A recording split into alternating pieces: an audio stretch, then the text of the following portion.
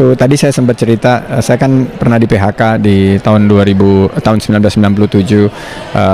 Akhirnya mengharuskan saya kembali ke Indonesia, memulai suatu usaha bukan karena desain tapi karena kecelakaan.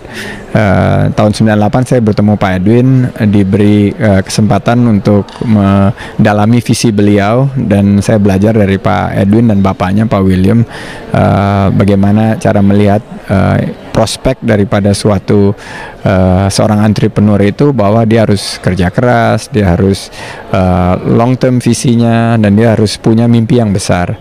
Nah ya, dengan berbekal semangat itu Saratoga kami dirikan 15 tahun yang lalu, dan Saratoga berhasil walaupun di awal-awalnya sulit ya, karena Indonesia itu bergejolak kan di tahun akhir tahun 90-an dan awal tahun 2000-an.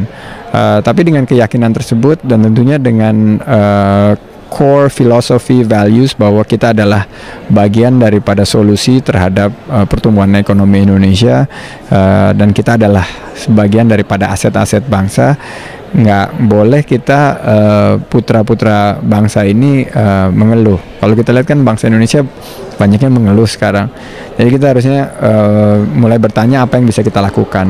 Nah, dengan kemampuan kami untuk mengemas peluang investasi, menarik dana baik dari perbankan maupun mitra-mitra asing dan domestik, kita berhasil membangun Saratoga. Mulainya nol perusahaannya, sekarang kita udah punya investasi aktif di lebih dari 15 perusahaan. Hari ini kita melihat bahwa ini tonggak sejarah terpenting mungkin di dalam hidup saya, bahwa setelah bekerja keras 15 tahun, ini langkah pertama kami untuk menjadi bagian daripada investor publik, dan kita berharap kita menyuguhkan sesuatu yang saya yakinin sendiri sebagai seorang individu, dan saya yakini sendiri sebagai yang pernah jatuh bangun, bahwa kalau kita menatap masa depan dengan penuh harapan, terus bekerja keras, kita akan mampu meraih cita-cita kita.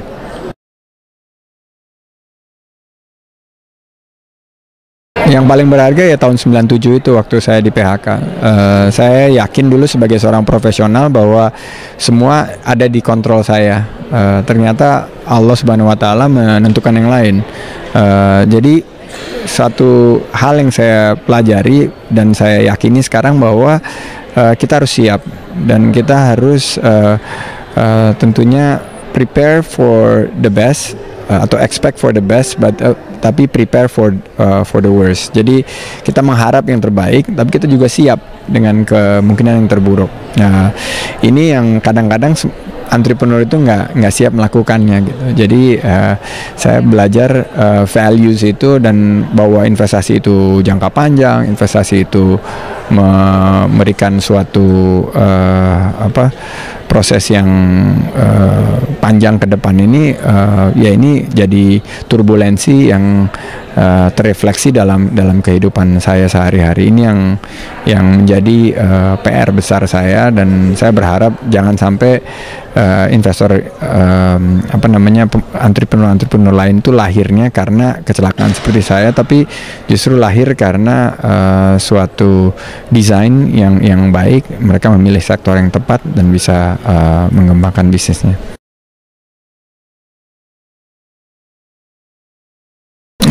Saya punya konsep yang selalu saya share, 4 etos kerja as, yaitu kerja keras, kerja cerdas, kerja tuntas, dan kerja ikhlas. Etos kerja 4 as ini yang menurut saya harus diyakini oleh setiap elemen individu yang ingin menatap masa depan dan meraih cita-citanya. Kerja keras itu seharusnya harus menjadi pilihan pertama kita, dan dimulai daripada proses itu kita akan mendapat kesuksesan. Terakhir kerja ikhlas, karena tanpa keikhlasan kita mungkin akan banyak menyalahkan kiri kanan, tapi dengan ikhlas kita bisa mampu memberikan suatu hal yang terbaik.